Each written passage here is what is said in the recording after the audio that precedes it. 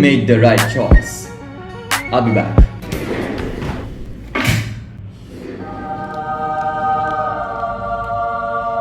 See, this book holds the secret to unlock anything, any privilege, any techniques or secrets you want to unlock in growing your money. Alright? And I guarantee you this because I just finished reading this book yesterday.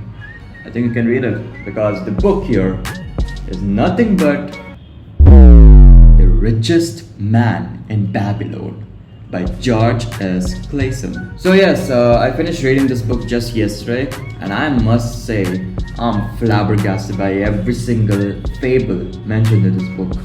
So yeah, this book contains 10 good fables. This book is sure to change your mind and is sure to change your perspective on money, because every single thing you have been doing right now in growing money is gonna change forever.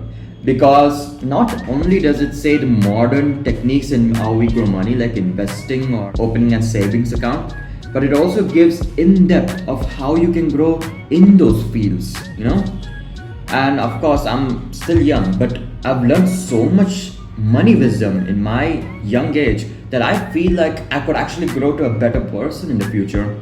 So this really gives a good insight on how to grow money. And I'm not kidding, because I've been reading it like for at least a month, because I'm reading each and every page with precision, because I love each and every way he has explained, and I'm gonna summarize it in this video so that you all can get an idea of how good this book is and how you can implement it on your daily ideas. Get a good scan of the book, because this author was indeed the best. Alright, coming to the summary part of this book explains several characters, but one of them stands out to be the best, and that is Arcad. Basically, Arcad is a really good dude. He was once a scribe, carved things on clay tablets. Alright, that's known as a scriber. So I won't go much in depth because I don't want to spoil what's in the contents. He had a simple life, a very simple life, like all of us. He was a scriber, a person who came every single day, took out the clay, and then wrote whatever he had to do. Alright, he comes across a rich person, and then his interests on how to grow money and how to become rich as that person ignited a fire in him, and he had the courage to ask that to the rich person, and that changed his life. That day changed his life because the rich person told his secrets. Alright, he told his secrets and he did every single thing. Arcad failed in the first place, alright, but that didn't stop the fire inside him.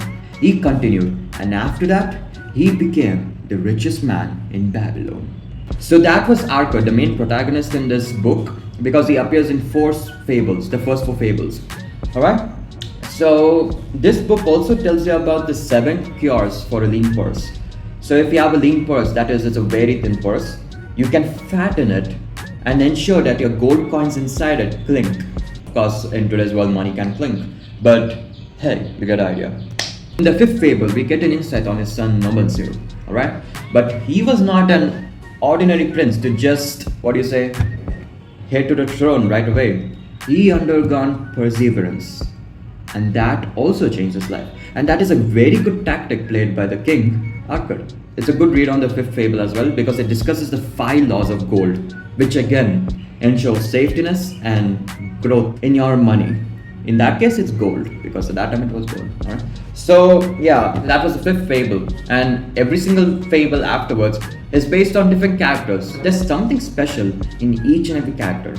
Some of them recur in most chapters, some of them do not, but they intermeet sometimes. Alright, and that's one good thing I like, because one character comes in another chapter, and in that chapter someone comes in another chapter. So it's like there's a good linkage. I really love the way the author has showcased that, learn many more things from that.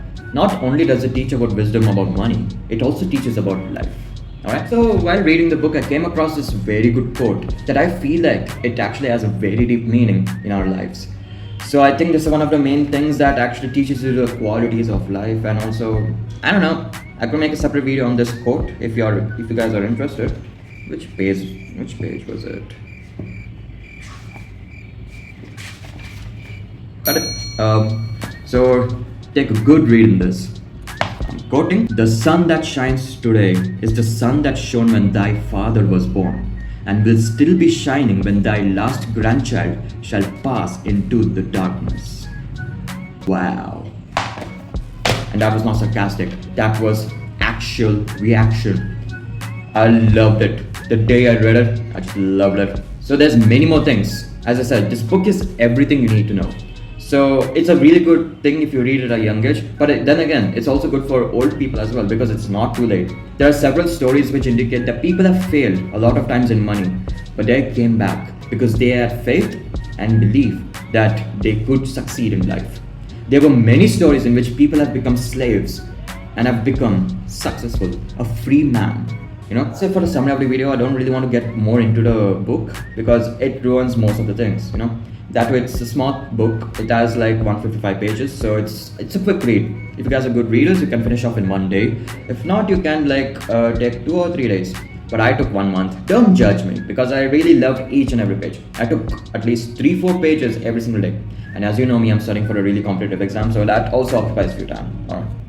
So that was the really good thing about this book, because this book has also changed my perspective on money. It discusses one of the most modern techniques even we use today, like savings account, investing, but it goes towards the background, the abstraction of what we know, alright? And this thing goes even deeper in wisdom as well, because as I said, it teaches you about life morals and also gives you many more life lessons that could also be implemented in your life, and that could also improve your life as well as your money. There's growth on both sides. It's a 100% read. You benefit from it for sure because it gives you a really good insight. Alright? It delivers a powerful message on how to be frugal in the most critical situations and decision making. Alright? And also not to be an extravagant in many situations because it's unnecessary. We need to spend everything wisely. You should not spend on waste things, So it goes really good on that. It takes a good way of showing how to help that, if you do suffer from that. I think most of us do. So this book is really, really good for all of us. No matter the age, no matter the time, you need to read it. Right? It's a must read. George Clason has delivered such a good way of explaining it to the young ones. And he has nurtured all of us. Alright? He is gonna nurture. And people have read this book in the 1900s who have also been nurtured to a better person today. And I feel it. So that's it, folks. This book really helps you to become thrifty and frugal. And it also helps you to not become an extravagant, And by the way, I can do more videos on book reviews and summaries and even suggest you better books to change your life. Because as you know, this channel is meant to change your life into a better person. So yes, folks, please do subscribe. That will make my day. And if you do subscribe, we're gonna make more videos on book reading. And I've also maintained a separate playlist on that. Just comment down anything you like, or if you have any doubts on the book, or if you didn't understand anything in the book, just comment it all down. Like, share, do everything. And as always, being you is a better person. And see you all in the next video. Bye bye.